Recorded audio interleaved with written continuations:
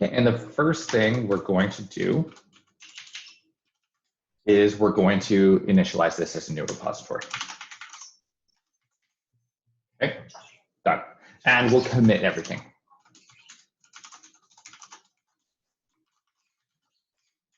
We have a starting point. Okay, so everything's committed, initialize it in a new repository. I didn't add this desktop INI to the git ignore, which kind of sucks. So I'm going to do that now, unfortunately. So you can remove something from Git without removing it in real life. So I'm going to add a echo pretty much star dot desktop.ini, because there's multiple desktop ini files. Google Drive creates a desktop ini file in every single folder. So it shows up 1, 2, 3 times. So I want to get rid of all of them. I think I can say star like that, which will capture all, it doesn't matter if it's in a subdirectory or not, right? Because it would capture this, star would capture that, star would capture this, and star would also capture this. And so let's see if that works. And that will be in my git ignore file. And so they aren't ignored by default. Now I need to git remove them. So you can actually remove, just like you can add, CSS/desktop ini, JS/desktop ini, and desktop ini. And then we'll check the status. So they're not actually deleted. Oh, they are actually deleted. Interesting. Okay, that's fine. They'll be re-added after. There is a way that you can remove a file. The way I would normally do this is kind of hacky. I would cut the file, Control X, and then I would, or something like that, and then I would add them to git ignore, and then I would re-add the file, and then Git would ignore it at that point. But I'm okay. I'm okay to add these.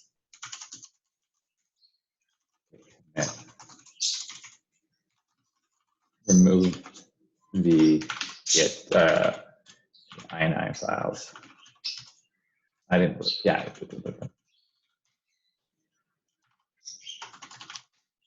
Okay, cool. So I've got a nice clean tree to work on.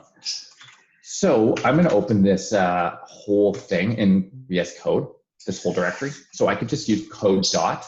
Okay, that's opening this directory in VS Code. It opens it up in an interesting way as a project, actually. So it's pretty cool.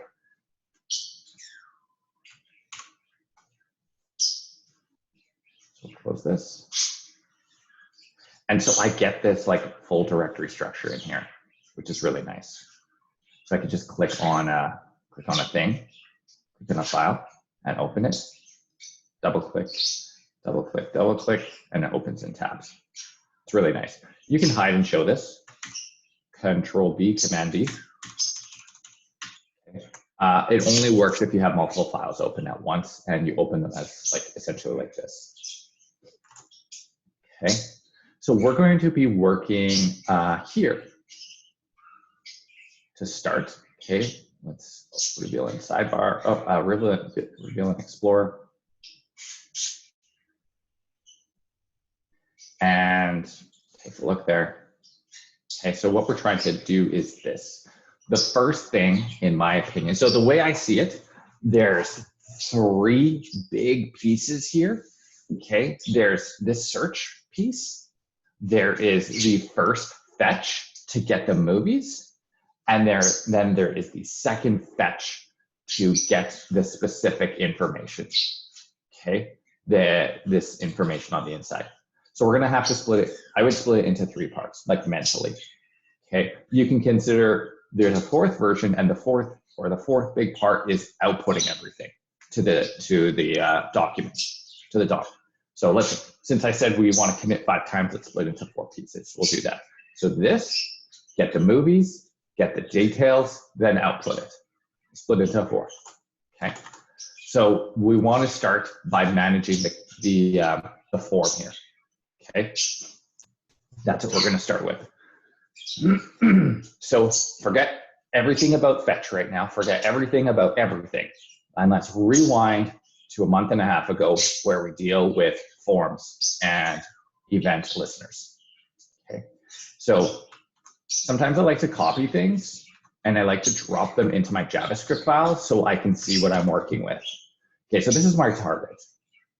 All right, this is my target. And I just drop it in here so I have a visual representation of it in front of me so I can think about what I'm working with. Okay.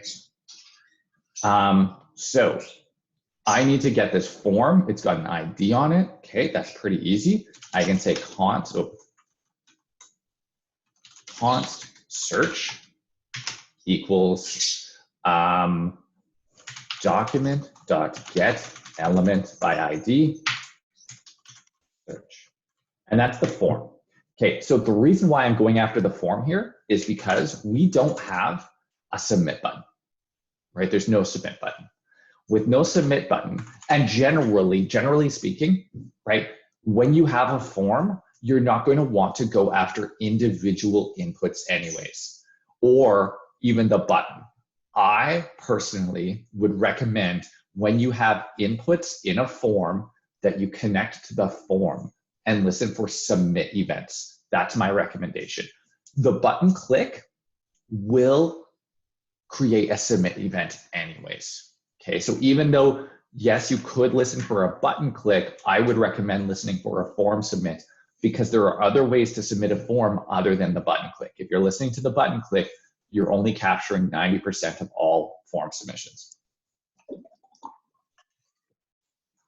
So listen for that form submit. So that's what we're going to do. We're going to say search dot. Let's try a different event listener this time. We always use the add event listener. One like this. Let's try something else that you'll see on submit. Okay, sometimes you'll see this and it goes like this, equals, and then event. It takes a function. Okay, so I'm doing an arrow function, but you could have done this.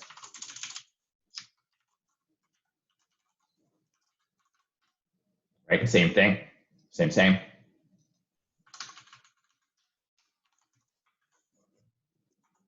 And now we can do our on submit. On submit, we want to go get the input from here. That's our goal, right? So event.target is the search button, right? Sorry, is the form. The event.target is the form. That's the thing that the event occurred on. We want to go inside the form and get this input. Okay, so if the form is event.target, remember, we can dig in further in a variety of ways. One of the easiest ways for me is query selector. This looks inside of our current element or our specified element and digs deeper. And we're going to look for, there's only one input, so we're going to go grab that input. If there was more inputs, I would hope that they would have classes on them or something, but we can always also include the type if we wanted to.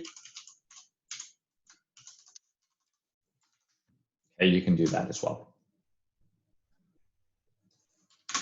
But we can just do input. And this will give us the input.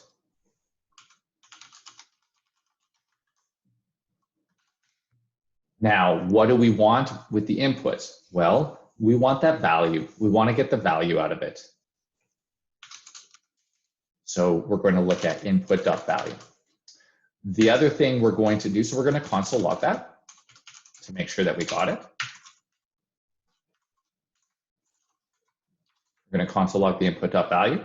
We're going to clear the input.value. Okay, that's pretty typical. Not always typical. Like there are many occasions where the form doesn't clear. and it all depends. Like this one is kind of 50-50. Should it clear? Should it not clear? If I said go do this, like go build this thing, and you came back and you showed me it and the form cleared, that would be fine. If you came back and you showed me and the form didn't clear, that would also be fine. If you think of Google, okay, Google's form doesn't clear. See, it keeps your search criteria. So it's a little bit of a 50-50 depending on the use case. Okay, so not necessarily it could clear, it doesn't need to clear, I guess. And let's say event.prevent default.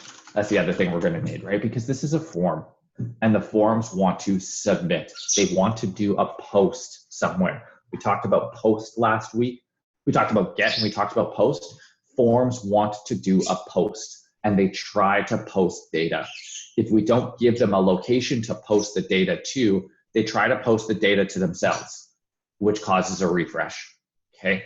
So we want to prevent that post from happening. So this is part number one. So let's see if this is working for us. We'll refresh this page. We'll inspect. And the fab icon's not there, that's fine. And we'll type something in. Iron. And great. Okay, so it works. Let's commit this stuff. Okay, so what did I do is the big question. So first of all, we're going to check our status. One file has changed, app.js, not changed for, not staged for commit. So we'll add it. We got the right one. Good. Okay. Now, what did I do? What did I do? How can I describe this? Who's got a good commit message for me?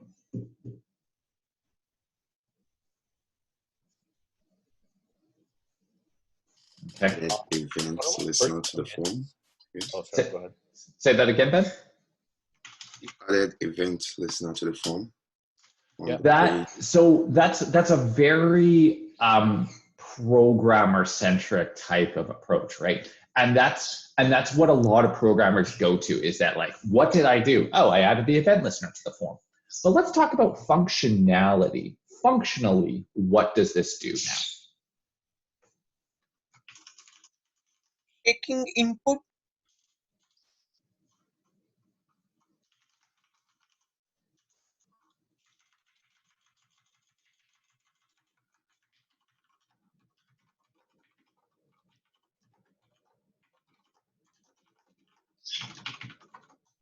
So we're capturing input into the search form, from the search form, right? That's essentially what we're doing right now. And we're just printing at the console. You could probably leave this, right? We're capturing search form inputs. Okay, so functionally, that's what it does. We don't want to describe necessarily our code, like added an event listener, added 3 lines of code that do this, added an if statement, right? That checks this and checks that. We want to talk about functionality if possible. Okay, not always possible, but when possible, we want to talk about functionality. So you want to talk about essentially something that highlights our ability now to type stuff into the search form, okay, and get that input. And there we go. There's our first one. Our second, third, that's our third commit now. Okay, if we take a look at git log, okay, we've got 3 commits. Initial commit, we remove the INI files, and now we're capturing search form inputs. Okay, and we'll pop back in here. Next piece. Next piece, I said, we want to add a fetch. Okay, so we want to add a fetch into here because now we have this value. We don't want to just console log this value. We want to use this value to go do a search, right? So I'm going to need to get my OMDB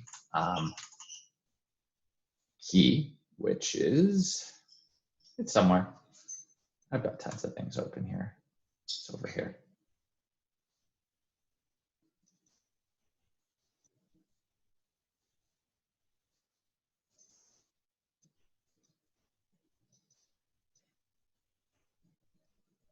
grab this.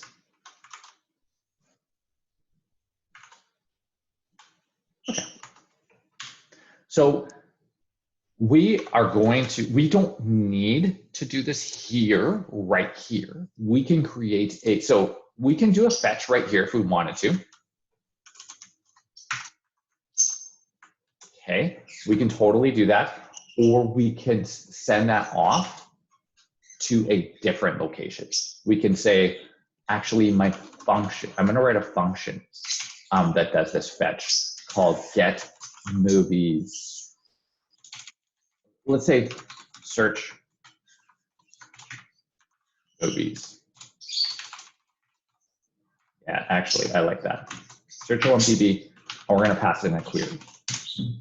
Okay. And so what this is going to look like from this end is going to be, and we're going to pass the input value. So we're going to make it nice and clean. Okay, so this is going to run and the fetch is going to happen immediately. Okay, line 6 will run right away too. So this will run, this will finish immediately because fetch is asynchronous. Okay, and then event.prevent default will run right away too. Like right after this. It doesn't wait for this fetch to go and come back. Okay, it doesn't wait for that. And here we're going to put in query. So again, check the URL, omdb.api. I'm using the S. As I mentioned yesterday, the documentation's a little poor, but I did identify yesterday to perform a search. We're using a query string, something that occurs after the question mark. Okay, S. And that's for OMDB. Every single API is going to be different. Okay, and ampersand, our API key is equal to the unique key that we received. Okay, so this is going to go out and it's going to go get some data. And now we're going to need to attach some thens to it. Then we're going to get that response and we're going to do something. Again, ideally, we would want to check to see if that response is okay.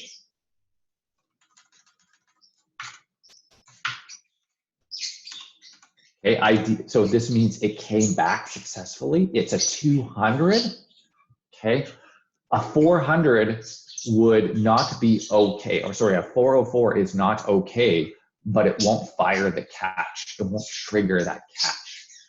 Okay, it's still considered a reasonable response. So if it's not okay, what we want to do is we want to throw a new error. Yesterday I used promise.catch. Today I'm using throw new error, or I can just throw no good. Throwing, the action of throwing creates an error anyways. Okay.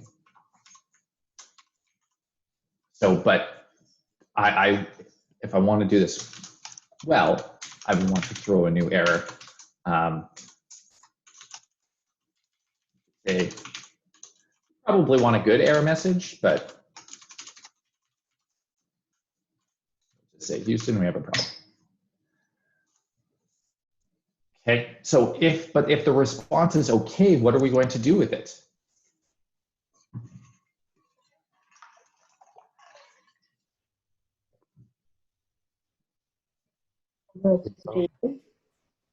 Return it. We're going to return it. We need to parse our JSON out of it. Okay, parse the JSON out of it. So we go response.json, but we can't just do that. We need to return it. Okay, this will wrap this in a promise. This return essentially looks at this and says, are you a promise? Response.json says, no, I'm JSON. I'm just a bunch of data. And the then says, okay, well, since you're currently not a promise, I will wrap you in a promise and I will automatically resolve you. And so we are allowed to then move on to the next den. That has JSON as a parameter. And here we can console log our JSON and just take a look at it. Super common that I would do this. Okay, one of the first things I would do is just I do a lot of console logs. I check things. Okay, so we're going to check to make sure that this is working. Let's go over here and we refresh and we type something in, hire, and we get a result back. We get an object with a search key, total results key, and response key, or properties, right? 3 properties: search, total results, and response. And search is an array of objects. So this is the real one that we care about, I think. He thinks, right? It's got all the items in it, 10 items. So that's the one that we care about. So we're going to console log JSON.search and see what we get. And, beautiful. We get our array of 10 objects. Okay, excellent. So now I feel like we've completed part number 2. Part number 2 is part number 1, the submit event. Part number 2, going out to go get these things, going out to go get the movies. Okay, just the movies. Remember, if you look at this, there's not enough information to populate this. We have a poster, we have a title, we have a movie, we have a year, we have an IMDb ID. That's it. Now we're going to use this IMDb ID to go select each individual movie and then get all the real, like, in-depth details about that movie. Okay, so we can properly populate these. So, but now, for now, let's just commit this. So we'll do a get status. Okay, we got the one I did. Get add dot, get status, just to make sure. Cool, it's staged, it's ready for commit. We can do a get diff to check to see what changed. Once it's been added, you cannot do a get diff on it. You need to do a get diff dash cached. Little trick. It's a super dumb thing about Git, but you'll see I switched this line for this line, and then I added this big piece of function here. Okay, so this is always nice, especially when you're like, you go for lunch and you forget what you did, or you're like, oh, I did so much today, I didn't commit often enough, and now I forget like what I did. Get diff. And again, if it's been staged, get diff cached. Okay, staged means you already added it. Like you did this, get add dot. Once you do a get add dot, get diff doesn't work anymore. You need to do get diff dash cached. Don't know why, it's just a thing. Okay, and so now we're going to do a git commit.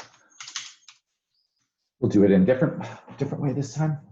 What did I do? Well, we can now, so I remember this guy told me that we should talk, when we're writing about the functionality, we should write about it in present terms. So not what we did, but what this does. Right? So we don't say added, we say, so how can we describe what this now does?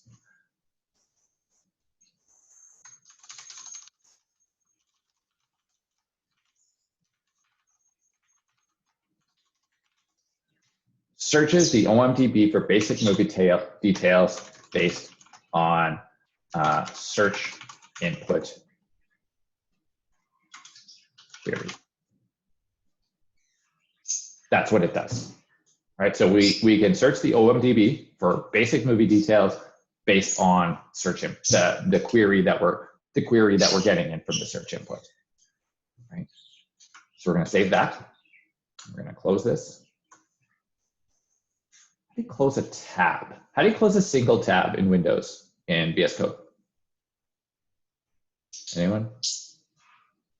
Hotkey? It's Command W. No, I tried that yesterday. It closes your editor as far as I know. Windows. Windows as in just one tab, right? On a Windows machine, though. Right, I don't have command. I don't have a command key. I tried Control W yesterday, and it just closed the whole thing. Maybe I'll try again today. I just don't want to close all this. Okay. Okay, let's try. Oh, yeah, okay. It does work. W. Okay, maybe it was just my last tab that I had open yesterday. Okay, so next piece. Now we have the search. We have this stuff. Now we need to do the secondary search, right? We can't do this until we get this stuff because I need these IMDb IDs in order to do it. So as per Willie, we're going to look at two different approaches. Okay, we're going to look at approach number one, which is doing the fetch inside the then. Okay, so we're going to look at it like that. So I'm going to take this fetch. And this time we're not doing the query. This time we're doing it by ID, right? Okay, so this is the IMDb ID that we're looking at. But we don't want to get just one movie, we want to get 10 movies. So we need to do this 10 times. Luckily, this API doesn't have that crazy rate limiting that the other one does. So we can do it. We can do it really fast. So we can do a for of loop if we want, or a for each loop, or a for loop. Okay, so I'm going to say const movie of JSON search. Okay, because JSON search is an array of movie details essentially. Okay, so let's call it that. And we're going to say movie dot IMDb ID. So you can just come here and double click it and paste that if you want, or you can double check it, or you can go to the documentation. Okay, I like to work with the real things and see what I'm getting over here. And this will happen. This goes inside of my for of, okay, and we're going to fetch it that many times. Okay.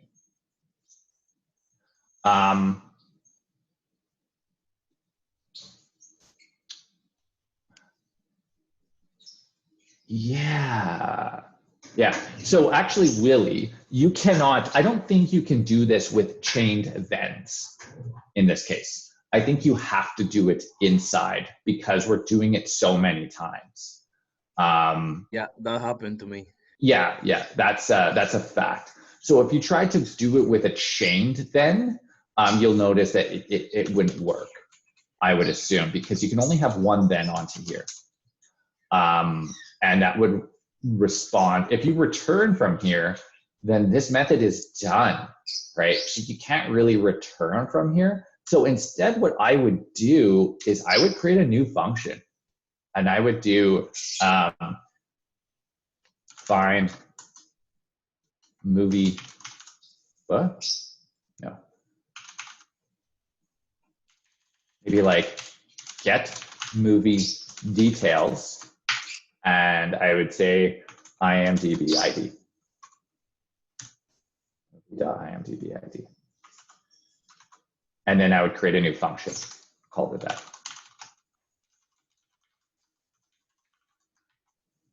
And I'm looking for the IMDb ID.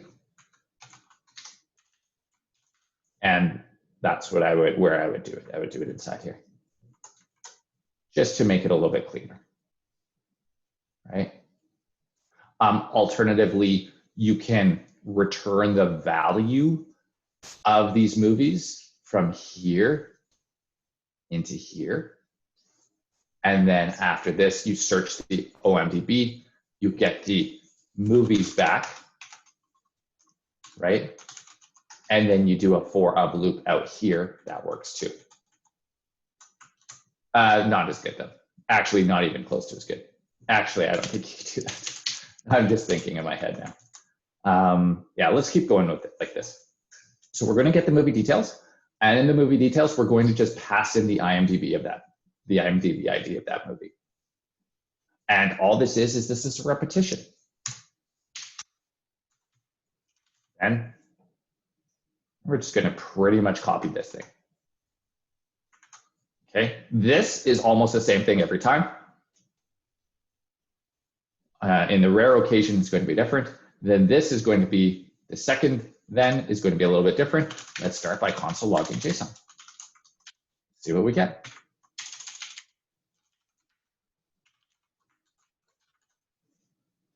Okay, fix up this indentation here.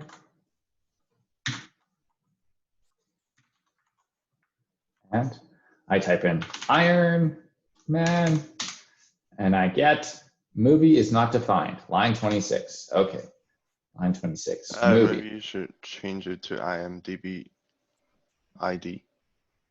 Like. Oh, right here, yeah, that's right. Refresh, Iron Man. IMDb is not defined because I didn't use the same. Okay, I'm gonna be consistent here. There we go. There we go.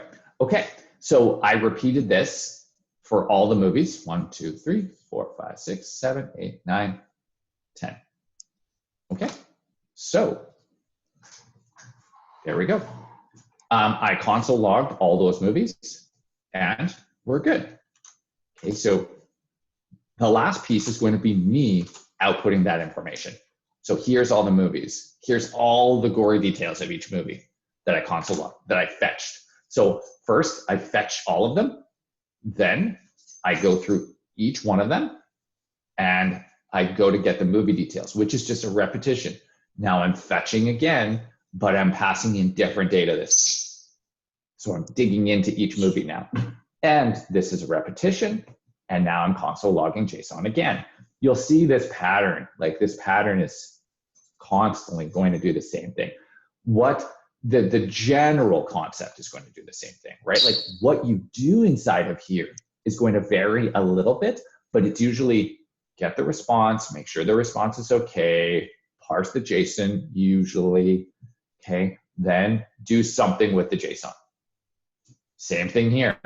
Go get the fetch, parse the response, make sure the response is okay, parse the JSON, pass it over to the next thing, do something in here, okay? Again, over here, I'm not going to do a for of loop. Instead, what I'm going to do is I'm going to insert it into the HTML. That would be my next step. But before that, let's commit this.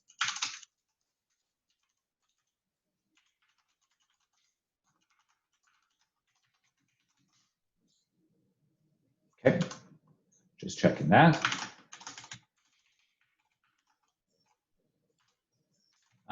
There's a couple other flags.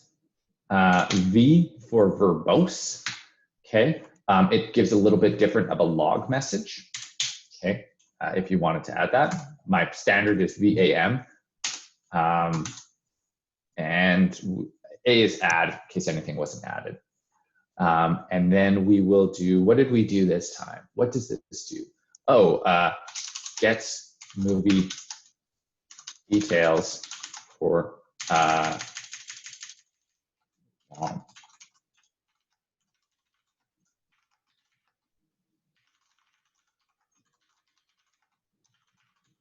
Gets long movie details for all previously searched movies.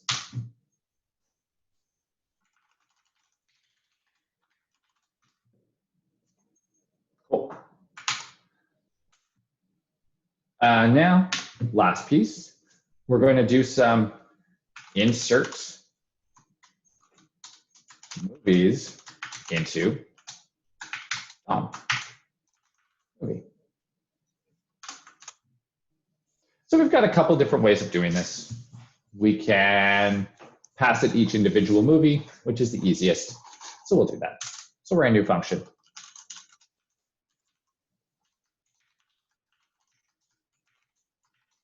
We'll give it a movie. And this will just, again, we're gonna go over here and we're gonna fold this up so I can see. So title list looks like a parent element. Title, titles wrapper, movie. Okay, so it looks like movie is the right element to be taking here. There are many movies. And so I only need one, so I'm gonna delete 9 of them. And I'm gonna take this one, and I'm gonna bring it over here. And do I still have that thing at the top? No. And I'm gonna copy it into here. Fix the indentation a little bit. And I'm gonna wrap it in backticks. Okay, and now all I'm gonna do is I'm just gonna replace these pieces, okay, with this movie stuff. So I'm gonna do kind of like a back and forth between where I have all the movie details, right, about each element. So I can see, about each object, I have all the properties that I can see, so I can actually see all the names of the properties. These are the real movies. And I'm just gonna come over here, I'm gonna try to fill in the blanks. So we need an image. So that's probably going to be movie dots, I don't know.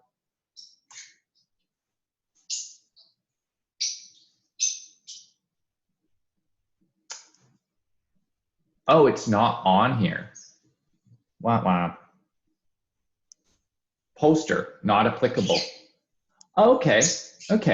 So that makes it really interesting, right? Some of these movies don't have posters.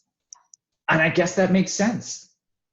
Have any of you used any sort of music program or any sort of movie program or even done online shopping where the image is not available, right? And there is some sort of placeholder image. Sometimes for movies, it might just look like whatever. We're not going to do that. I'm not asking you to do that, but like occasionally you run into stuff like this and you just have to have a placeholder image where you say, so you would actually do something where you're like, if poster equals NA, show this placeholder image. Otherwise, show the real image that you got, right? So those are a lot. Like, there's a lot of little things that we have to keep in mind when we're writing little applications that seem really simple, but we have to keep them in mind. Okay, so for this, whatever, I don't care. So I would not do anything, but that's what it would be. It'd be movie.poster. That's the source. Then we have the title. So this is movie.title.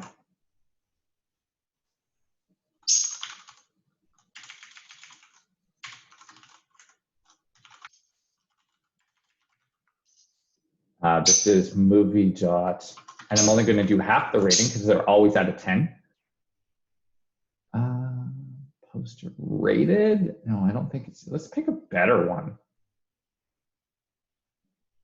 There's like, where's Iron Man? Is Iron Man, oh, it's 2 words. Okay, let's, Iron Man. There we go. Man in the Iron Mask, that's better. So we get our plot. We get our, where's our rating? Ratings is in an array. IMDb rating. Oh, there's 3 ratings. Yeah. Oh yeah, okay, you can grab those too. I was just using this one, IMDb rating, 6.5 out of 10. If you wanted to use the Metacritic or the Rotten Tomatoes, that's fine too. Whichever one you wanted to use is fine. Yeah, so if you were to actually go into there, you could have done ratings.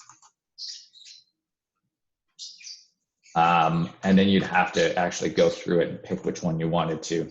I'll just do movie.imdb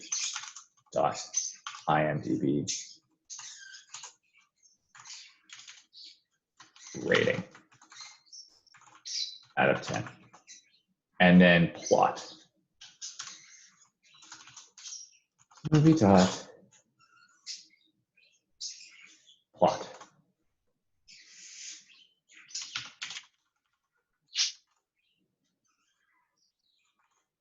You'll notice a lot of their properties start with a capital letter, uppercase P, right? That's not, but some of them start with a lowercase letter, like IMDb, as I found that interesting. Okay, so we're building HTML with this movie. Now what we need to do is we need to insert it. Okay, and we're inserting it right into here, titles wrapper. Okay, because that's the parent of all the movies. We figured that out when we were figuring out the movies and the parents and stuff like that. So titles wrapper, so we're gonna go get that. We can get it every time. We can say document.get element by ID equals query selector. Titles wrapper. Font title. And then we could just say title element dot add insert adjacent HTML after begin. This needs to be a string.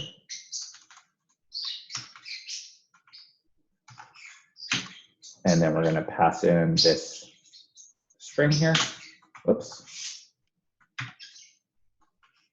And we're going to close that. And there we go. The movie title also has Titles a capital T. Okay, thank you. And that should do it. So we're going to insert. The name of class in query selector isn't right. You have dash between titles wrapper. Titles wrapper. Yeah.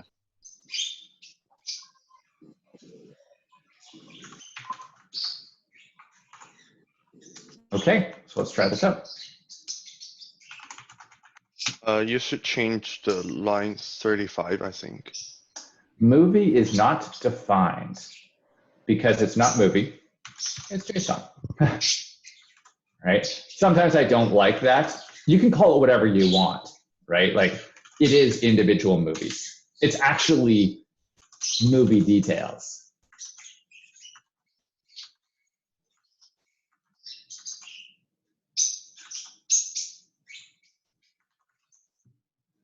That's better, I think.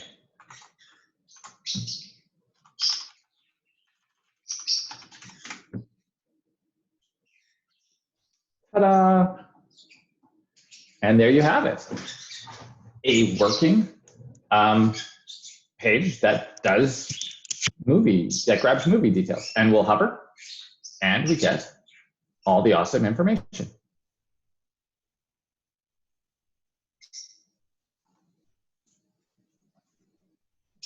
Great. I think you should empty the inner HTML first, because when you search again, they will add again.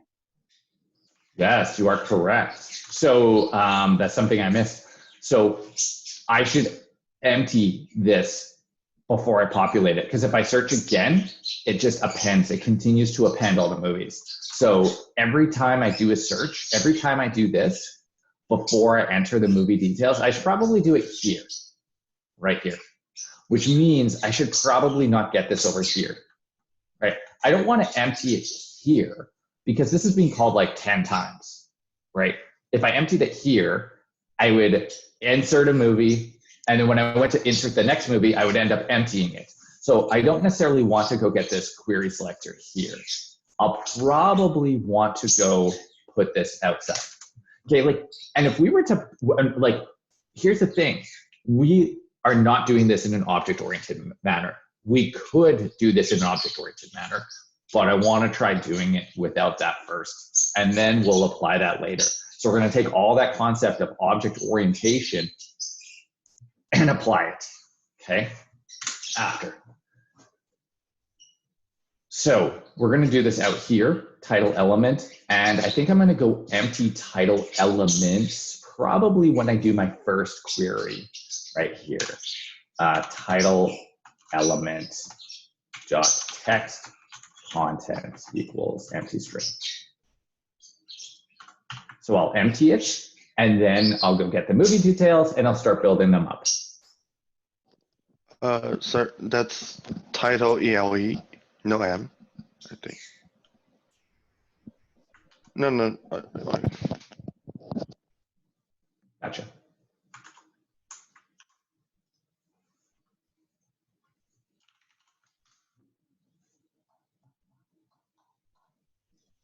And we'll try again.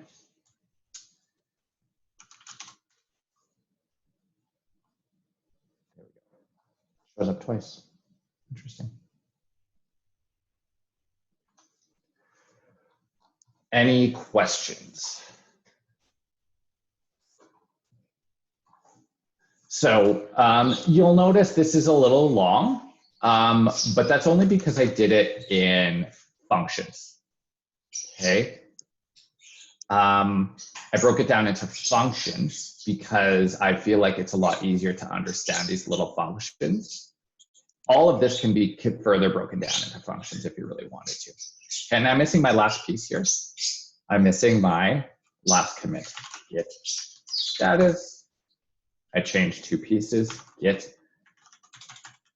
What did I change? Okay, right. I did that, I added those 2 lines. I removed a couple pieces. I added that big function. And then in the HTML file, I removed all those movies. Right, I remember doing that. Okay, that's good. Add, commit, displays movie.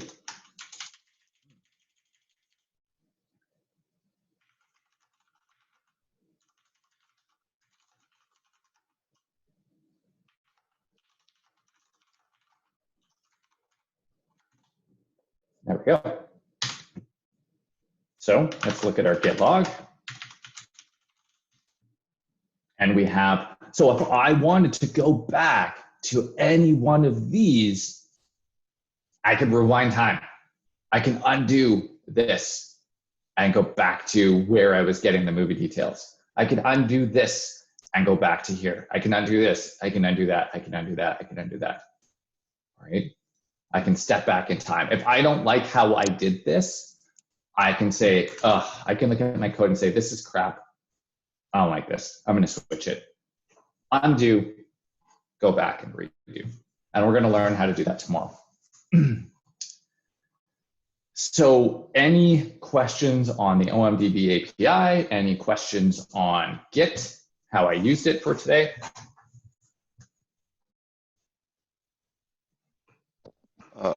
Sir, I got a question. Sure. For the git log. Yep. Like there's some other like commands, like flags after the git log that shows everything like you changed. Like stat, is that? Oh yeah, git log.stat. Oh yeah, I guess that. Yep. So for this one, if Yep. the changes are too much, like for every one change, so can I do the pipe less, something like that? Well, it is Show them. already piped. It's already piped into less, right? Oh, okay. You can see that it is because you see the little cursor down here beside the colon and it's flashing. That's essentially saying, I'm waiting for you for a command. So this is exactly what less does, right? It's waiting for command. But you can, I believe you can pipe it into grep if you wanted to, and you can look for something. You can pipe it into grep. You can pipe it into lots of things, but it's already being piped into less. Yeah. If you want to look at the really gory details, you can say -p, and then you get the commits plus all the diffs for all the files that changed in that commit. Okay. Again, it is all in less. Less does have the ability, so if you type in H, it does have the ability to search for things. inside less and like do all. Less is actually extremely powerful. It's just you don't need a lot of those things, so you go looking when you need it, kind of, right? Yeah. Sorry, one more question. Yeah. For the git commit. Like if your commit message, Mhm. like you enter something wrong and you want to change it, is there any way to change it?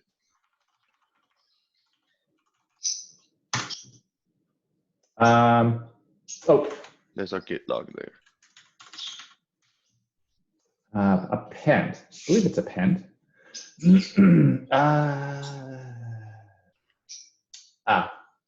Dash C. Reuse the edit message from a specified commit. No. I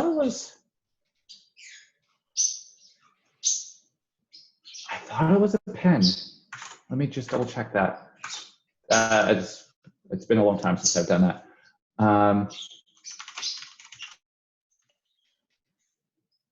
Amend, not append. Amend. Okay. Git commit. Amend. And it'll pop this up. And now I can change my message.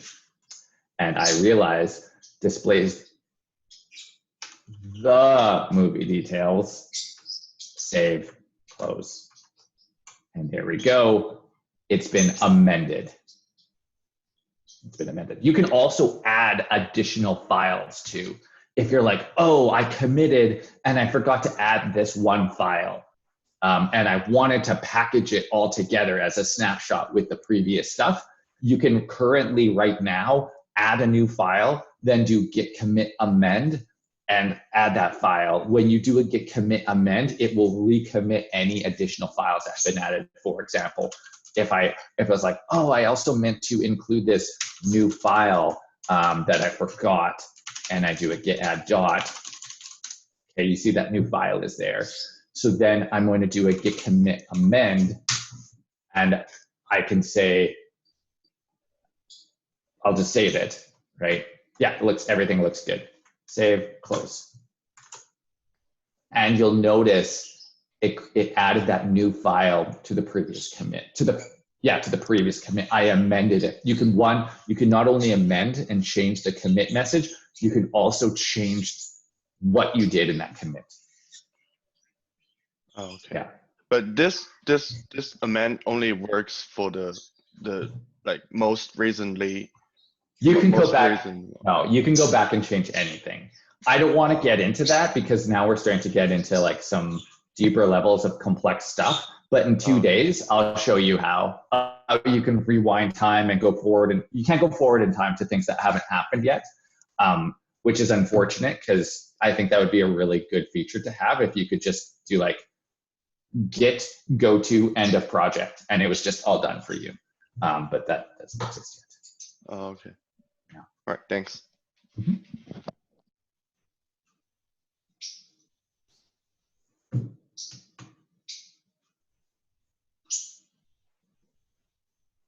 All right. Yep.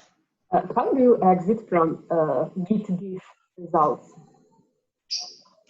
It's this is less as well. So Q. Yeah. You're going to find that pretty much in most little of these little like programs that Bash takes you to, typical exit keys would be Q, escape, Control C, or like those. That's pretty typical. But a lot of these things, a lot of these little Bash tools like git diff, git log, they leverage existing Bash tools like less. And so if you're familiar with less, which is exit with Q, then all these other, which they kind of make these assumptions like, hey, less is on all computers. Let's use that so everyone's used to it already. So they're not needing to learn a new tool, a new special git diff tool, right? Or a git log tool. It's exactly the same as git log. The only difference is I don't even have anything to diff. The only difference is that it's different information, but it's still using less. So Q. Or if it's really long, space to go to the next page, or down D to go to the next page. Yeah. If you want to close only one tab in Visual Studio, it's Control W. Yeah, Control W. Yeah.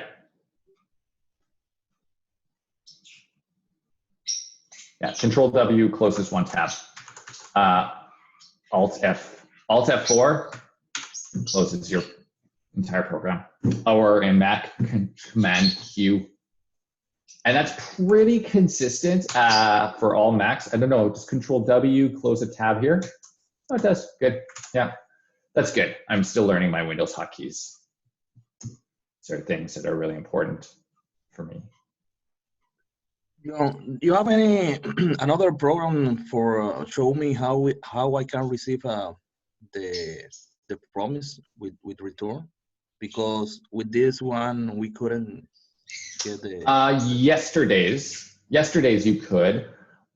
Tomorrow you can't either.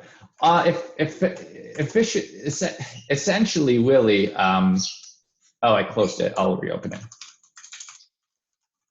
Let's just go, let's pretend, we've got 5 minutes. So let's pretend. Okay, let's pretend we don't want to get all 10 movie details. Let's pretend we only want to get 1 movie detail. Okay, so where we're looping through all the movies, let's pretend we only want to get the first one. So I'll kill the loop and I'll say JSON dot, I think it was search 0. That's the first movie, right? And that first movie has an IMDb ID. Now, let's pretend that instead of doing this, we're going to pull this. So it's a good thing I committed all this stuff, right? Because I'm done. I can always rewind back to that point. So now we can do whatever I want. And I have that save point. All of this is saved. Okay. So get movie details. I'm not going to do that. What I'm going to do is I'm going to take this fetch and I'm going to move it over here. And I'm going to go get, oops. I'm going to take this and I'm going to go get that first movie. Okay, so fetch, what does fetch return? Promise. A promise. Now, remember what I said half an hour ago. I said this. If someone returns inside of then, the then will look at the return value and say, are you a promise? And in this case, this response.json says, no, I'm not a promise. And the then says, okay, no problem. I will wrap you in a promise. So that way the next then can then react to that. Okay. Now, if it did say, in this case, it says, yes, I am a promise. Right? And the then says, okay, great, you're a promise. I don't need to wrap you in a promise. When you are done resolving or rejecting, do the next then. It looks like, what it looks like, it looks like these are all chained to here. Like this then is chained to here, and this then is chained to here, and this then is chained to here. But that's not actually how it's going. What's really happening is this returns a promise. This returns a promise. This returns a promise. Every time you return inside of a then, you're creating a promise, or you're returning something that is a promise. One of the two things is happening. If it is already a promise, great. it's going to resolve whenever it resolves, right? Whenever this successfully finishes and goes out and does its thing, it resolves. In this case, it's forcing a resolution. It's doing this. It's essentially doing this. This is exactly what it's doing.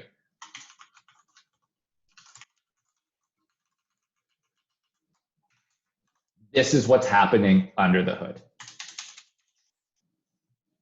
This.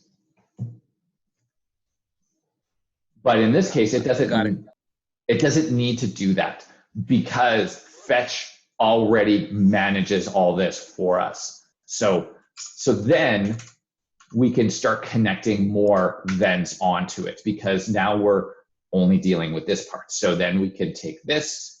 I know you have it, but I'm just going to keep going because I got this far anyways. Attach it there, take this, attach it there, right? So you get a little bit of a different look. Now, this works well when you're dealing with one piece of information. Like, I only need to do one more fetch. In our case, we needed to do 10 more fetches. And unfortunately, this nice linear style doesn't really support that. So we had to go with a different approach. Actually, okay. Now,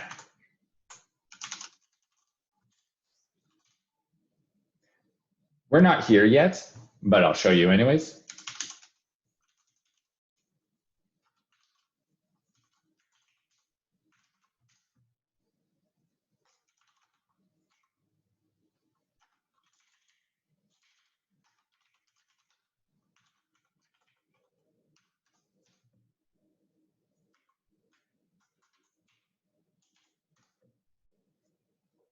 So we'll see what reset hard does, but it essentially sets everything back to the previous commit. Everything that's been not added.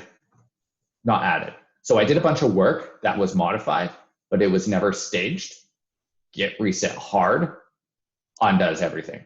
So it's all gone. So when I come back here, everything's back to the way it was before I showed you guys that stuff. Okay. I will dig into that further. You don't have to worry about memorizing that right now. That's nice. Yeah. Dangerous. Dangerous. Essentially all my changes gone. Right. So you got to be careful with that. It's really easy right now because we're only building up and you don't really make a lot of mistakes. But essentially, once we start being able to reverse time and throw things out or change things, that's when you can get these little wrinkles. But Git is really, really good. And like, even though you think you destroyed all your work, there's actually hidden other little areas that work is saved that you don't know about that you can actually go back. But we don't talk about those because they're only emergency purposes only. Right? Okay, so I'm going to post this this HTML, this JS solution. Okay, and let's take a break. Let's come back at 20 after, and then we're going to look at today. We're going to look at. I wanted to look at pagination. Okay, we could do some pagination on this. So we're going to extend this. So you might want to take the solution or you might want to build your own. It's really up to you. But we're going to add some pagination to this. I think mine is actually set up pretty well for pagination, but we'll talk about what that is after the break. Okay, so come back at 20 after. See you in a little bit.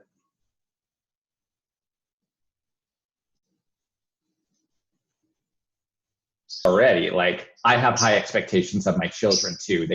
She should have been walking at 3 months, but I mean, it took her 4 months to do it. It's disappointing, right? Oh, children are. No, it's not disappointing. I've heard something like if a baby can work like not in 3 months but longer, it means she's gonna be really smart.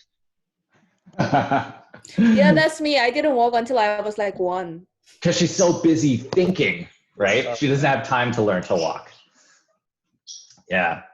So, sorry, where was I going? I was going with the you know, marks matter, but marks aren't the only thing. It's a combination of attitude and aptitude. Aptitude is your marks. Attitude is your approach, like to learning and being coachable, being trainable, being able to be mentored, being able to be told you shouldn't do it that way, and not being told no this, and not responding with no, this is the right way. This is the way John said. Hey, you know what? This is John's classroom. John gets to say whatever he wants. But when you're out there in the real world and your supervisor or your mentor or something tells you otherwise, you ask why, you learn, and then you do it, right? You can always say, oh, we learned in class this because of this. But at the end of the day, I'll do whatever you tell me to do, right? That's what people expect. So here's my little rant. What I'm really trying to get at is 3 months in, keep it up. You guys are doing great. Okay, just keep going, keep going. We've got another break coming in the summer, end of summer. There's another 1 week break. And, you know, I'll throw in a break here and there. Maybe tomorrow, maybe we'll take a little bit of a break, okay, because we have that afternoon of presentation. So you're literally going to be talked to all morning and then all afternoon. So you're going to probably be pretty drained, so I'm not going to have any expectations for you to do anything for the next class. So it's just going to be programmed if you want. I'll provide you with stuff, but we're going to have a couple days to do it. Hey, John. Anyways, yes. It's tomorrow, 12:30, right? Yeah. Tomorrow, 12:30, but I've got my lecture in the morning. Yeah. So I'm going to go over today's stuff. I don't know if I'm going to teach you anything new for Git. I think what I'm going to do is I'm going to teach you some new stuff for JavaScript, and then I'm going to give you a little bit of a break.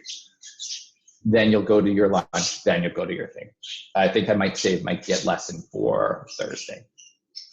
Yeah, when I have more time, because it's a big one. So, but I also have a Git lesson for today. So, and 1 hour. So let's talk.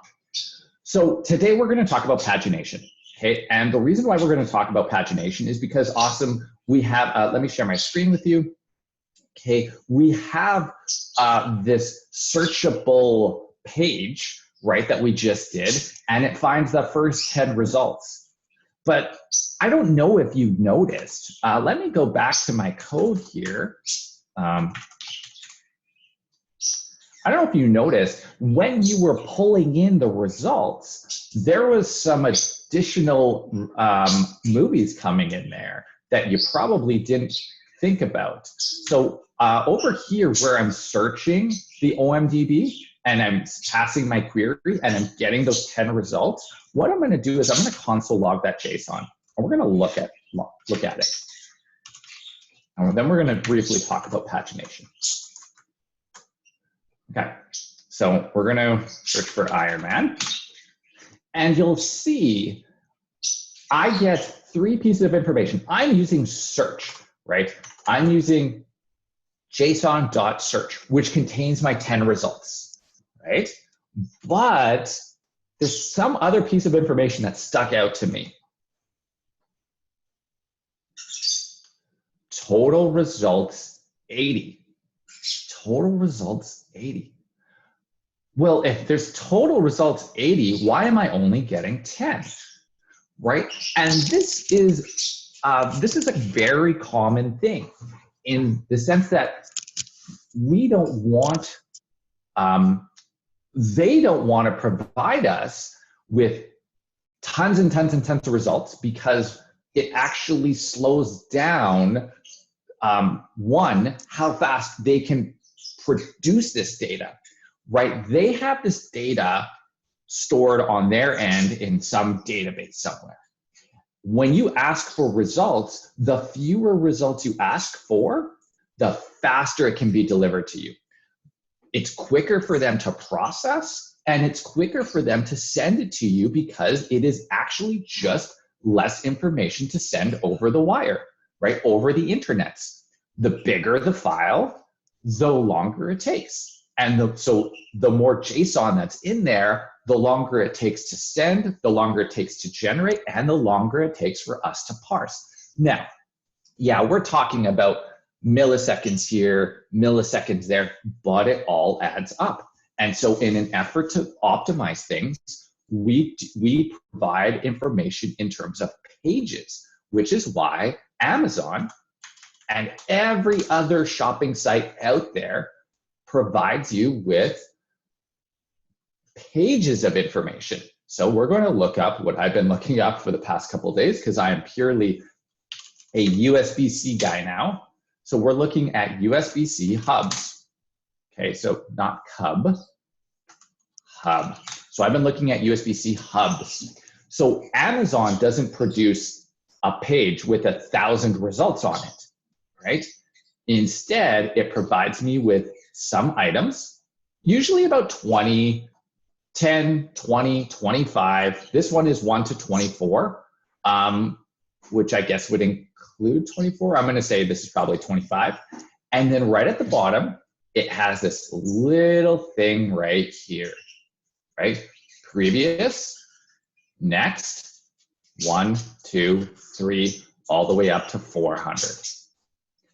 This stuff right here, in conjunction with the functionality of displaying the next 24 items, is called pagination. We're creating pages of items. So I click next, I get the next 24, right, 25 to 48 results of 20,000. So we have many, many, many pages to go through. So a couple things you'll notice about pagination is the next and the previous buttons are only active when there are next and previous pages. For example, when I'm on page 1, okay, when I'm on page 1, and you can actually see this, they're saying I'm refer was page 2. Does it say anywhere that I'm on page 1 up here? No, it doesn't, but we'll try that. So when I'm on page 1, this is not clickable. Previous is not clickable, right? When I'm on page 2, but next is, because it knows I have a page 2. When I'm on page 2, oops, sorry. When I'm on page 2, oh, it does count the pages up here. You can see it in the query string. It's passing what page I'm on, so it knows what page to load up. Interesting. Okay. Interesting that we know this. I don't know what all this other stuff does, but I know it contains my search query, USB-C hub. It contains, it looks like a category, and it contains my page that I currently asked for. Okay. So just some interesting stuff. So they're pulling that in, they're looking at it, and they're saying, okay, well, here's what the page needs to look like. Here's the data we need to display. And we're going to learn how to manage a page like that later. You can do that with, you're definitely going to do that in backend. Okay. But going back to pagination, on page 2, now this button becomes clickable. If I was on page 400, which I could probably do just by modifying this page, 400, go to page 400. There, I'm on page 400. So, looks like there's more pages. Oh, no, well, this is the end. I'm on page 400. I cannot go to next. Okay, I can't go to the next page because there is no more results. That's the end. Okay, pagination. Let's add this to this. Okay, so this is going to be your task tonight. Now, I'm going to give you a couple of really big hints on how to do this. Okay, hint number 1. When we are querying for movies, in this search query, like the general one that returns results 10 at a time, we can include ampersand page, just like they did in Amazon. Ampersand page equals a different page number. Page 3, for example. Okay, so let's come back here, and so this is always going to get page 3 of results. Okay, so let's refresh this, and let's say Iron Man. We're going to get totally different results this time. Okay, so we're going to get totally different results than we did, like very, very B movies. Okay, very, very B movies. Iron Man. Because we asked for page 3. Okay, now, how do we know what page to ask for? Well, we should probably keep track of that in a variable. And we should probably assume that we're always going to start on page 1. Right? Because that's where we always start. When I search for a new product on Amazon, it doesn't bring me to page 3. It brings me to page 1 every single time. If I do a new search, it starts me on page 1 again. Right? Correct. Okay. So when I come back here and I say Iron Man, I get page 1 of the results. Now, what we need is some little buttons to click. So let's come over here to our exercise. Where is it here?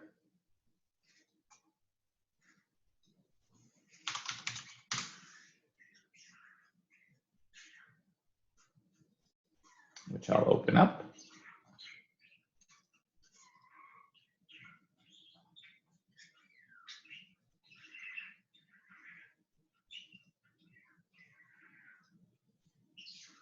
Okay. You're going to need some next and previous links. I've included some new HTML and CSS that includes those next and previous links. You're more than welcome to modify the existing ones you have if you want. This is just HTML and CSS. It's just a little bit different. It's not tremendously different, but the HTML is not that great and not that easy to modify, let me tell you,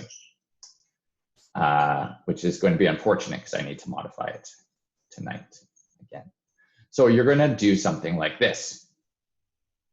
You're going to get something like this. Okay. Notice we only have a next page. On a totally working copy, I'll show you what a working copy looks like.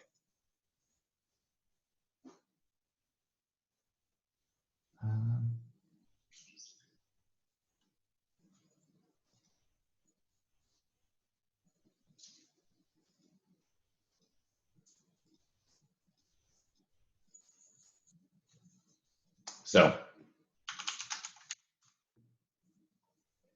right, on the first page, we only have a next page. We click on next page, 10 new things come in, and now our previous link shows up. We can go back. So ours isn't quite as thorough or as functional as Amazon's, right? It doesn't show how many results. It doesn't show the page numbers 1, 2, 3, 4. That's hard. Okay, honestly, it seems like it should be so easy. That's a lot of work. It's not hard. It's just a lot of work. And this is enough for one day. Next page, next page, next page.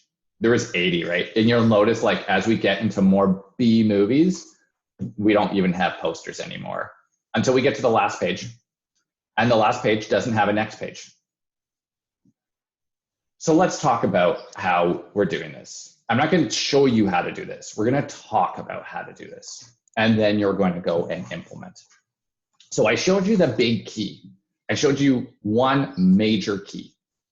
Key number one, include this ampersand, page equals, and we're going to be keeping track of the page. That's key number one. Okay. And so this, when page is set to 1 and we have this, it's exactly the same results as nothing, as like no page, right? This is page 1 as well. This is page 1 as well. This is page 1 as well. So we're not gaining or losing anything by putting this on there. And when we have the value set to 1. But the gains we make are when page is 2, page is 3, page is 4. So let's talk about this. So if I have these links on here, okay, and you're going to have to put the previous page, you're going to see the pattern. You're going to see the pattern emerge for sure. Okay, when you look at this HTML, all it is just a little like, let me see where that is. Downloads, complete. Okay, when you look at the HTML, it'll make a lot of sense. All it is a little HTML thing. So you're going to put another button on there or previous page, but only when it exists. Prev page, and you're going to make the chevron is going to be left. So it'll look like this. No, this one. Oh, they're reversed. Flip the HTML. Okay, but only on page 2, right? Because you shouldn't be able to go back on page 1, right? And that's where we always start. So how are we going to do this? So what I would do is I would put these buttons on there, at least the first button on search. Okay, so when you search, when you return your results, when you're printing out your movie details, you probably need another function to update pagination, right? So you're going to be printing out your movie details, you're going to insert your movies into the DOM, and then you're going to update your pagination. And you probably need some movie details, or you might do that before you insert your movies into the DOM when you're searching. Searching is good. You could do it here too. Update pagination, because actually you need this movie information, because you need to know how many total movies there are. You need to know how many total movies there are because you need to know whether or not there is a next page, okay? And you need to know when to show your buttons, when not to show your buttons, and how to go to the next page. So what do you think happens in this update pagination? Let's just talk about this, okay? Because I don't want to just send you up and say, go do this. Let's talk about this. What do you think happens? Now, I don't want to talk about specifics with if statements and stuff. Tell me in general what you think happens inside update pagination. So here's the information that we have inside here. Assuming we pass in the movie, it's essentially search results. Okay. So what do we have in search results? We have total amount of movies. We have movies, and we know what page we're on. We're on page 1, right? That's where we start all the time. We can also have some button HTML. We can also have that. We know that. Okay, right? So we have these, we can copy and paste those buttons into here, and we can draw new buttons and stuff like that. So given these pieces of information, what do you think we need to do? I think it needs to track the page number and return the like the movies on that page so that you can put them on the. Okay, so the movies are already getting drawn. Okay, we're already searching, we're already drawing, right? We're already inserting into the DOM, we're already getting the movie details. The big question is we need to manage the page variable here, right? We need to be able to manage that, because this whole thing where we're getting the movie details, where we're getting the search query, it's always asking for page 1, because currently it's page equals 1, and it's always asking for that. So here we need to consider a couple things. Which buttons do we show? Next, previous, and why? So let's talk about that. So update pagination. We're going to determine which buttons we show. Are we showing the next? Are we showing the previous? How do we know when should we show the previous button? If we're on a page that's not our first page. Yeah. So let's look at that. I had a question about this too, John, just in general. Does OMDB just print 10 per page, or is it 10 per page because of the way we've set up our HTML? No, I think you can ask for more per page. Okay. But let's take a quick look at OMDB here. Their documentation isn't that great. Yeah.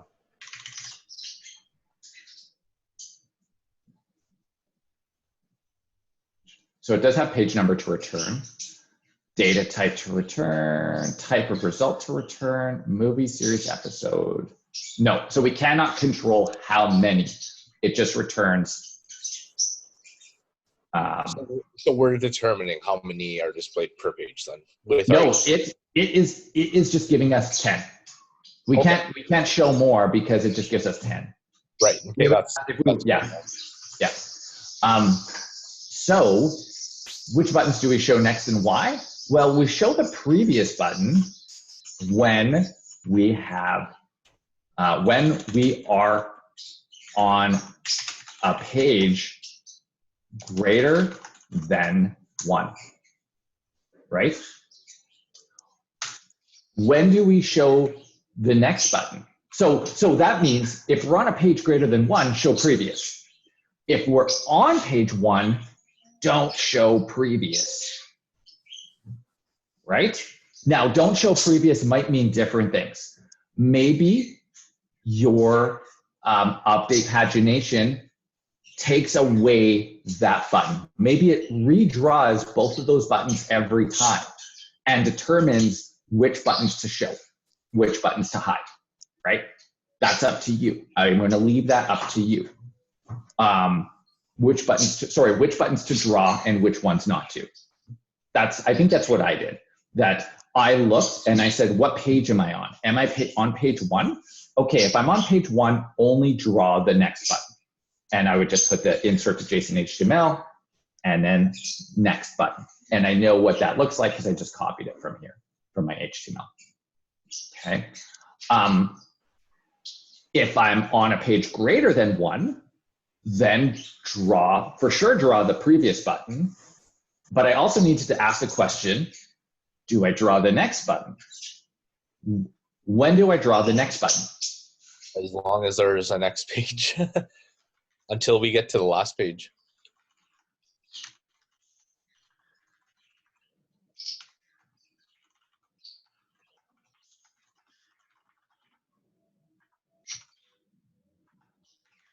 Now, this is a big question.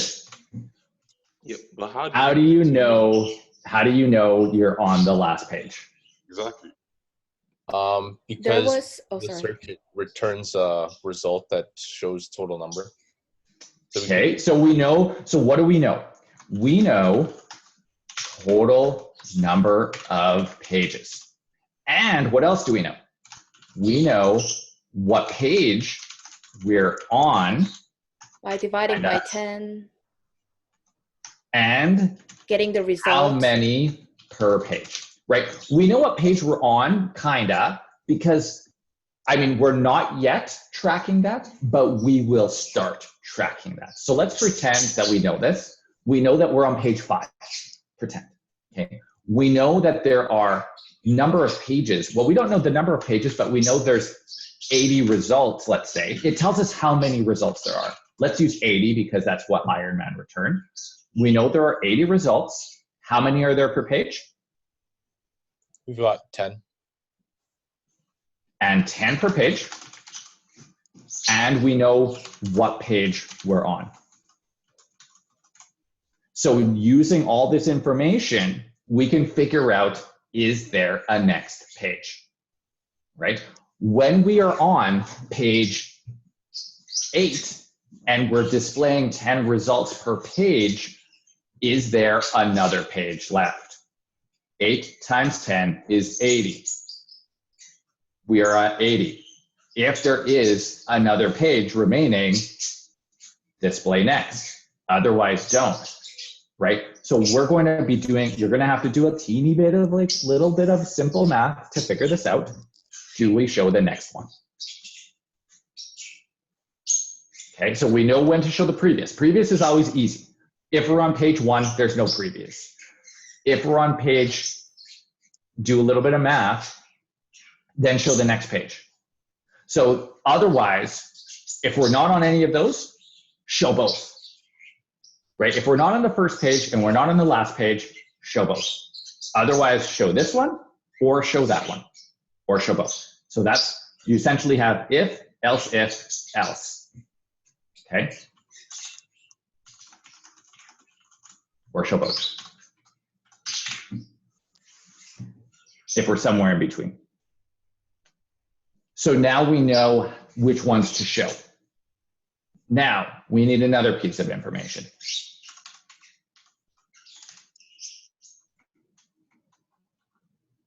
We need event listeners, or sorry, an event listener. Yeah, an event listener, one, and it needs to be on the outside of both of these buttons because these buttons are disappearing and appearing. Okay, so what I would do is I would just put a delegate. I would say delegate to the parent. There's only one parent. Okay, so put an event listener and listen for clicks, which listens for clicks of the button, whichever button, next or previous button, right? And then you're going to ask, wait, which one did they push? Did they push next? Okay, perform some action. Did they push previous? Perform some action. They pushed the next button, right? And so we can already assume that that button has been determined, yes, it should have been shown. So if the button is shown, we already know that there is a next page of data. What do we do if they push the next button? Page +1. There we go, we're tracking page. Then what do we do? Call the function. Then we search the OMDB. Again, right? We do another search using the same value, the same query that we got from the first time. So we might need to do a little bit of finagling with our code to make sure we have access to this query somehow. But we need to search the OMDB again after we've updated the page, because it's going to now pass in page 2. And then we're going to get the movie details. We're going to insert those into the DOM. It will, if you use my code, it will automatically do all that, right? It will get the movie details. It will insert them all into the DOM. And then it updates the pagination for you. and these event listeners are still attached. If we push prev, then what do? Check the button display. We don't need to, because it will always do that for us if we are updating pagination every single time. Every single time we do a search, we're determining what to do with the pagination, right? Right here. We reduce the page number, we go down 1, because if we were at 2 and we go to previous page, we're now at page 1. And we do this again. We search the OMDB. And then by searching the OMDB, it's going to do all this, fix the page. It's automatically going to do the page. It's going to get the movie details. It's going to update the pagination. It's going to go reach out, get more movies, insert them into the DOM, and boom, everything just works. Okay. Again, a wonderful reason why building functions is a great way to go. Because now I have all this reusable code coming in, and adding a new piece is not a disaster. Okay, it's actually fairly easy.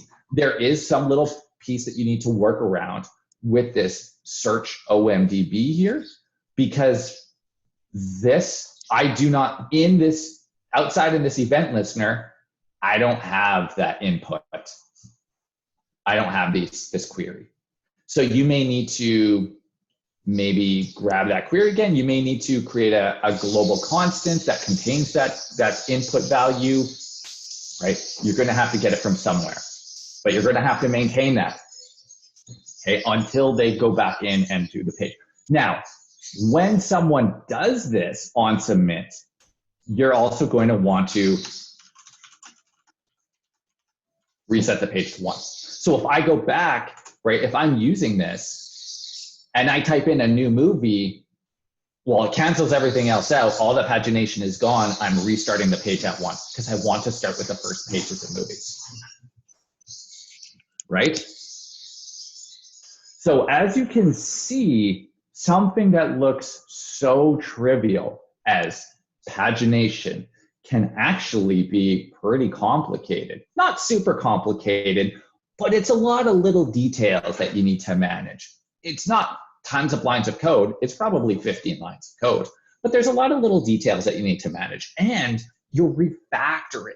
You need to go back into an existing piece of code and you need to add it. Now, if you don't want to use my code and you're more comfortable using your code, and it doesn't have to look like this. You can roll your own HTML if you want. I just give you starter code to work with. That's it, okay? If you don't want to use my starter code and you want to use your own because it makes more sense to you, that's fine. My goal here is to get you to attempt to do some pagination, because this is very common. This is extremely common with APIs, not only with APIs, but with our own data, okay? We're going to have, I have pages of orders on my e-commerce site because I've been ordering on Amazon since 2006, right? So I have orders that go all the way back to 2006. When I click on my order tab, I don't want to see 1,000 orders on Amazon. I want to go back 10 or 20 at a time, right? So this is very, very common in applications. Questions?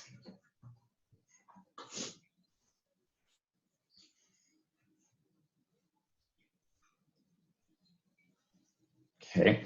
Unfortunately, this isn't a step. So you're going to realize that pagination is a very consistent application, that like adding pagination to this, adding pagination to Amazon, adding pagination to my next site, adding pagination to the previous site. There's kind of like a recipe, right? We're kind of doing the same thing. We need to know when we're on our first page. We need to know when we're on our last page. We need to keep track of the pages. We're always doing the same thing. So while I can't give, I want you to figure it out. I could give you the recipe exactly, and then like more or less it's just apply this every time.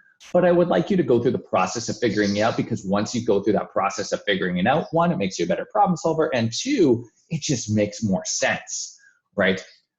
There are libraries out there that do pagination for us. Oh, I haven't seen this Bring It On Fight to the Finish. That's good. So there's always, so I want you to try to figure this out, okay, on your own. Any questions about that? Okay. Okay. So this might be a little bit challenging, but I really think that you can get it. There is nothing here that you don't know how to do. This is not introducing any new concepts at all. It's using all the existing concepts that you already know.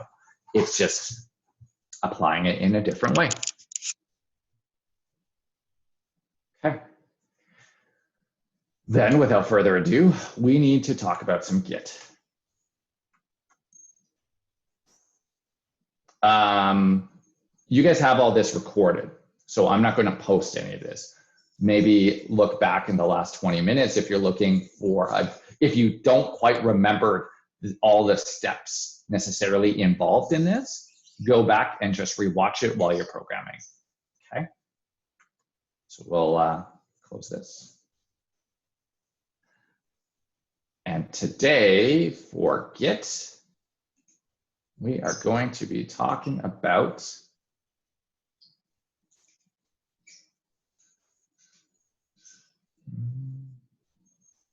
I think we're talking about branching.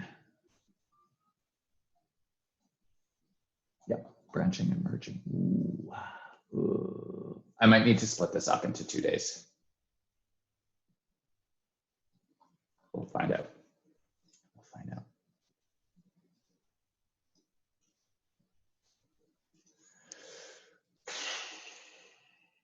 Minutes, 30 minutes, it's going to be tight. We'll see where we end up. I'm going to probably go until 11:40, and then I'm going to see where I'm at. If I need to, I'm just going to split this up into tomorrow. We'll call tomorrow a lighter day because we're busy already tomorrow. So let's take a look at it.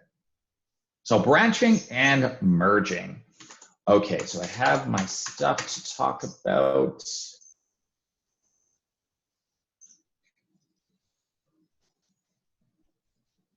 Branching and tagging.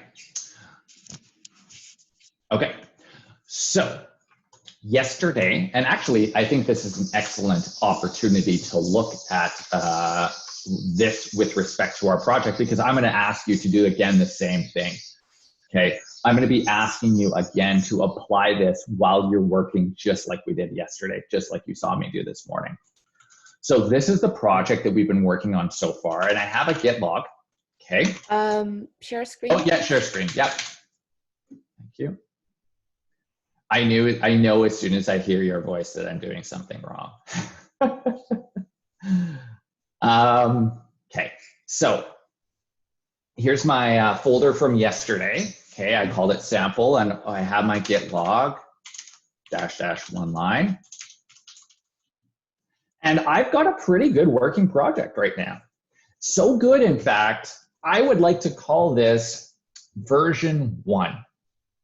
And so when I look back at my log, I want to see not only all these commits and all those messages, but I also want to see where I have announced this is version 1.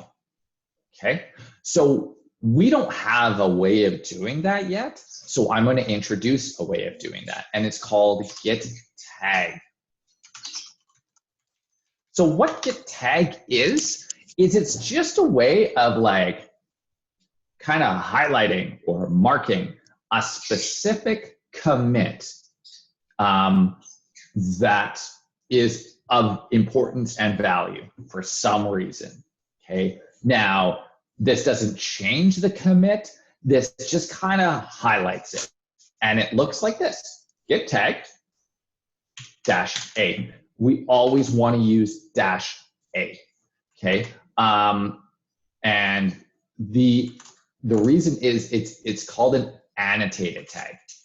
Okay. Annotated tag contains information about who tagged it and when they tagged it. If we don't include this -a, it doesn't contain that information. And that's useful information to have. Okay. Trust me. So we just want to make sure that every time that we're using get tag, we're using get tag -a. So get tag -a, and then we put whatever we want. V 1.0, version 1.0. And it asks if we want, we can put any information with this tag. So again, -a allows us to do this. No -a doesn't allow us to do this.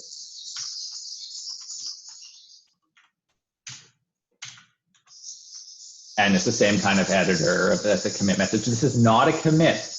This is not a commit. Now if we look at our git log, you'll see I have tagged this commit with version 1.0. That's all this is, get tagged. So now when we look back at it, because we're going to keep moving forward, but this commit will always stay tagged as version V 1.0. So we know what V 1.0 looks like. And maybe one day we go to release V2, 2.0, and we're like, oh shit, we made a big mistake. We gotta roll back, right? And that's not uncommon. That happens more often than we expect. We need to roll back to version 1. We made a big mistake. We're charging US dollars, but we should be charging Canadian dollars. Okay. Where's version 1.0? Oh, well, here's our tag. Easy. Because if we just had commit messages, it would be really hard to tell where version 1.0 is. Using get tag, we can do that without modifying the commit message, without modifying the commit. We're just kind of highlighting it. Like, hey, this is version 1.0. Okay. We can remove tags as well. We can show all the tags in the repo with just get tag. And it just uses less to show a list of tags. There's only one tag. Okay. We can, when we log, it will as you saw, it will automatically show us the tags. I use one line a lot because I like the cleanliness of it. But if you do any git log, it will show you the tag. Okay. And you can delete it. Okay. Get tag -d. And then I think it's the tag name, V 1.0. And it's gone. So now if I do a git log online, it's gone. I can tag any commit that I want. By default, it will tag the previous commit, but I can go back and tag any commit if I just use the SHA as well. So I can go back and tag V 1.0 SHA, and it will tag that version. I don't need to put a tag message if I don't want to. I usually don't. Save, close.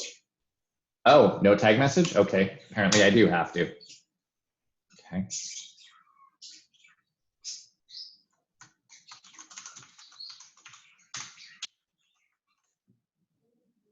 And there we go. I tagged the previous version.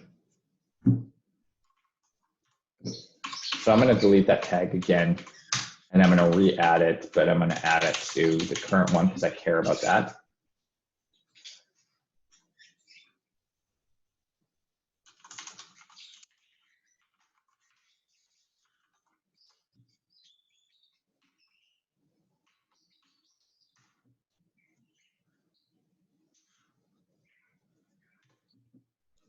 Git tag. Questions about git tag?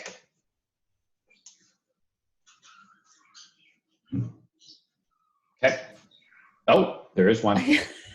we cannot use undo or redo. Undo or redo. Like git undo, git redo? I don't know. Yeah, something like that. It might be dangerous, but like I No, want like to what know do you if mean? What do you mean? because No, like terminal what do is you? keeping history of what I type in, right? Yeah, So I know that if I push the up arrow button, it yeah. shows me, and I can don't have to retype what I have done before. But Yeah. I was wondering, like undo at that point, because that arrow is just too many of that. Is that possible? Do you think? Undo at that point. Yeah, I like sorry, I don't. look I at the don't understand history it. of the Uh-huh. terminal that you typed in. Yeah. Maybe roll back to 556 or something like that. I don't know how to roll back history. I don't play a lot with history, honestly. Okay. I use my previous history and I will go back and I'll look through my history for specific commands. But in terms of like playing with my history, deleting my history, rolling back my history, Okay. I've never done any of that. I'm sure you could if you wanted to. Yeah, if you're at command number 800 and you want to roll back to command number 500, well, there's a reverse search. You can do Control R and it allows you to search through your history for commands. So if you're looking for the last time you typed in the command commit, for example, I started typing COMMIT and it brings me back to the last git commit command I did. Okay. So that it's not an undo, but it's a search. You're searching through your history for something specific. That's Control R. It's called a recursive search, I think, or reverse search. Yeah. Yeah. Thanks. Control R. Okay. So now we need to talk about branches. So next thing, I think that's the next thing. Yeah, git branching. Okay. So typically, we're looking at this now, and we've seen this, but oh, now I'm stuck back there. Yeah, so actually, that did bring me back all the way back to that command. So we're going to talk about this right now. Headmaster. You've probably been wondering what that is, and I haven't addressed it, and I said one time in the future I will. Well, we're going to address it now. So currently, with Git, what we are able to do is we're able to create new dimensions. You know, like if you think about time and space and you think about all these movies where they're like, it'd be awesome if we could just like Back to the Future this stuff and create a new timeline, right? Like create a totally new timeline from where we are right now. And we can look at those two timelines differently, right? We could do different things in those timelines. In this timeline, I could make this decision to go to the movies. And in this timeline, I can make the decision to stay home. Well, how does that play out? We can do the same thing in Git. We can create a branching timeline. So we can perform different actions on one timeline than the other timeline. And then if we want to later, we can merge those two timelines back together. Okay, and that's a very common pattern because what we often end up doing is we end up working together as a group on things. So you do the pagination, I'm going to do the CSS, or I'm going to do the HTML. You do the JavaScript for the pagination, I'll do the HTML and the CSS for the pagination, okay? Because those are two separate tasks if we want to do them. How can we work on the same code at once? Well, we technically don't. We split the timeline and we create what we call branches, okay? So by default, there are branches. There's always one branch for every Git repository. Can you guess the name of that branch?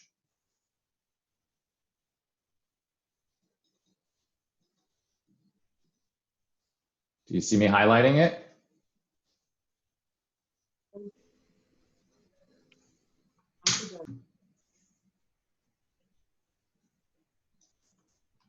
The name of the branch is master. So we have been on a timeline this whole time. We've been on a branch this whole time, okay? And that branch is called master.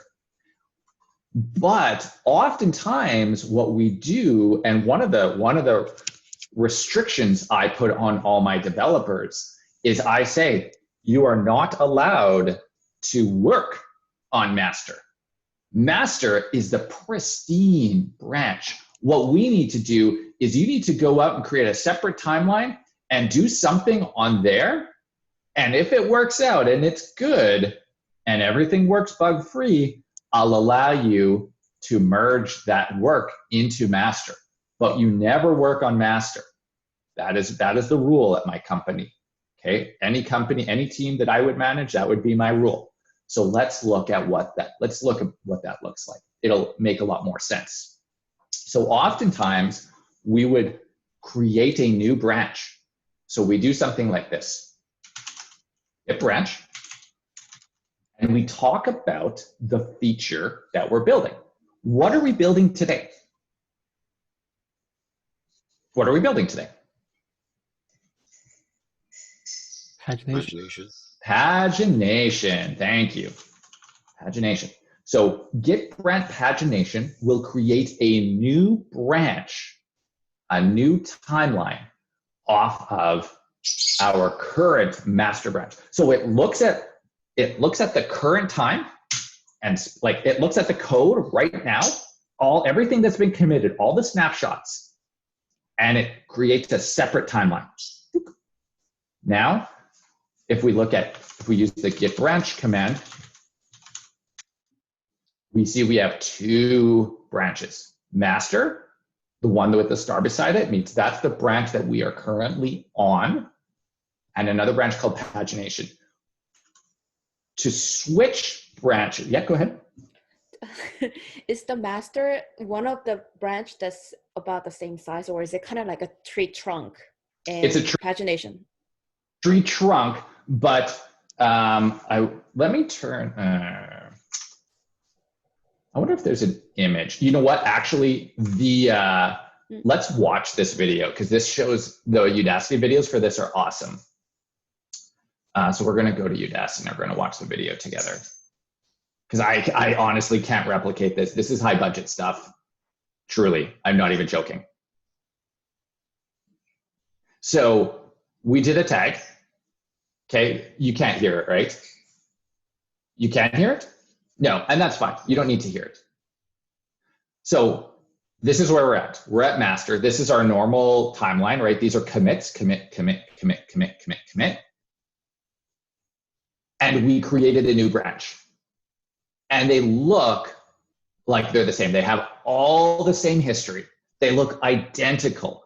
But what's going to happen here is we can do separate stuff on that timeline. So they were the same up to here, and then they split, and we can do separate stuff. So we have master and sidebar. But in ours, we are currently still here, the way we're looking at it right now.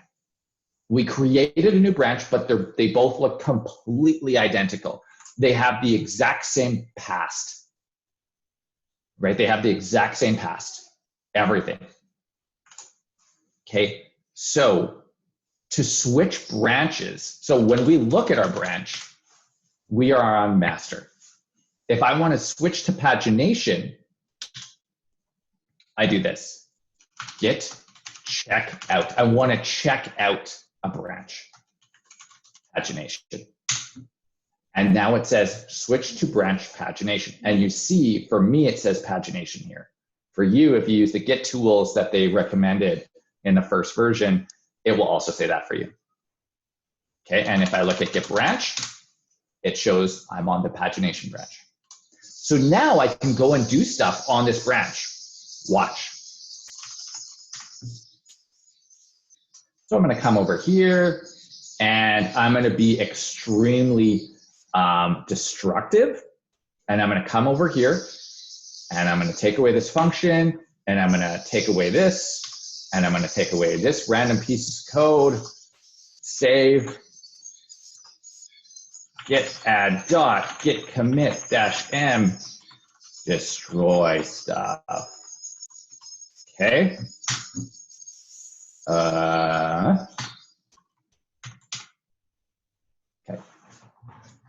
There we go. I now created a separate timeline, and it's different than, so I did this. So if we're looking at it, we'll talk about head right away. I didn't do that. I didn't move master, right? I did this. So master is still pointing over here. I wish I could bring this over there.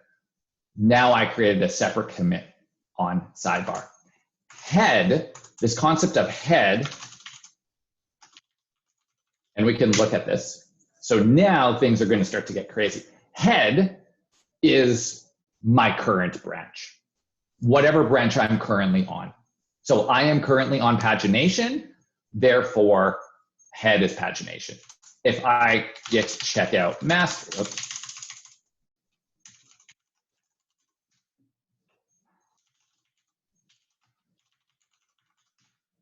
head is on master. And consequently, I look at the code in master, and none of those those things that I destroyed are there. Everything is pristine. Everything is just like I left it, right? So this is git checkout pagination. This is the unfortunate future, right? Where things have been destroyed. I just checked it out. And you can see all that stuff is gone, right? The world has fallen to rubble, okay? Or I can go back in time a little bit. So see, I'm not working on master because master is pure and pristine and perfect. And I'm in the process of working through pagination. So I can continue to make commits without destroying that perfect, pristine past until I have successfully completed pagination. So I'm working, I'm making commits along the way on my pagination branch, and one day I'm done. I'm done pagination, all done. Okay, this is what I ended up with. And so I'll do another commit. I'm on pagination, git add dot, git commit dash m. Users can paginate movies. There we go. All done pagination. And at this point in time, when we're ready, we can now merge this timeline into the previous timeline. So if I go back to my git checkout master branch, we can see all that stuff is still there, but I wanted to add pagination, and I did with my magical single string called done. It does everything for us. So I want to merge all that code into my master branch now. Okay, because that's typically how we do it. We create a branch for a feature, we work on that feature, when we're done, we merge it in. So we go to the branch where we want to merge into, and we say git merge, and then in the branch we want to pull the changes from. I want to pull those changes from pagination. And it will fast forward my master timeline and add all those commits from pagination. Remember, I had 2 commits on pagination. Let's look at git log. Let's go to git checkout pagination. And git. Actually, we can do a git log -- graph. And I believe it'll show us, did I mark it down? All, yeah, this is the one. Git log, 1 line, graph all shows us all branches. And so,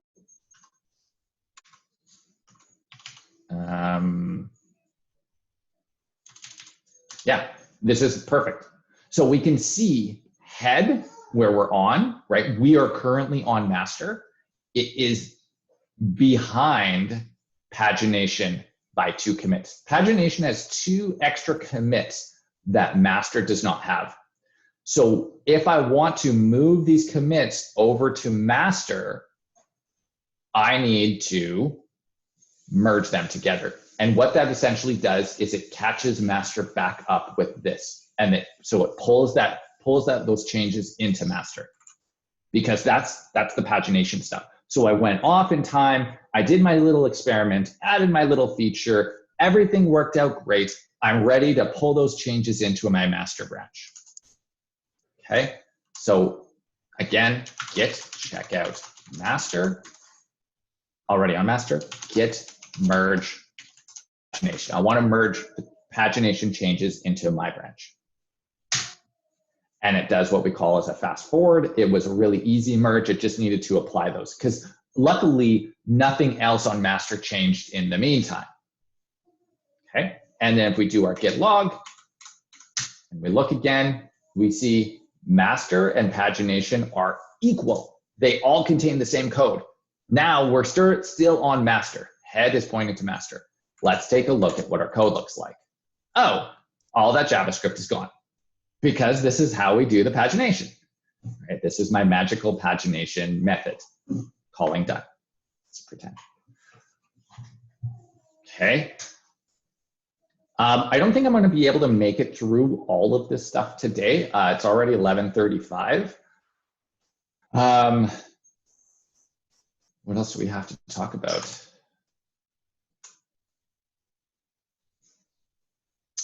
Merge conflicts. Yeah, that can be a tough one. Why don't we talk about merge conflicts tomorrow? I'll put this on the back burner, okay? My request is that we've gone through half of this lesson, more than half. And some of the things are probably still not quite set for you, totally, right? I get it. Go watch the videos. And there's exercises in the videos. Have you been watching the videos? Are they good? They're pretty good, right? Yeah. Yeah, the graphics that they have to help you, like normally I would do all this stuff on a board and I would draw this all out. But like the access to that like whiteboard, it's just not the same. So I would say go watch those videos, prepare for tomorrow. Tomorrow I will finish this off and you'll have a little bit of additional information to go with that. So I'll be able to supplement that. Okay. Other than that, you have the pagination this afternoon to do. Continue with your git commits, git adds, git commits every time you're doing something. Break the problem down, right? This, again, although pagination seems like one thing, it's actually multiple little pieces. Every problem can be broken down. You need to add event listeners. You need to update the HTML. You need to, right, there's multiple things you need to do. So commit every time you do something of importance or interest.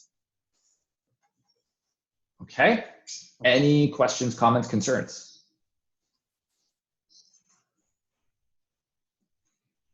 Okay, excellent. So remember, tomorrow, 12:30, you have that transition to work course, but we will be meeting at 8:45.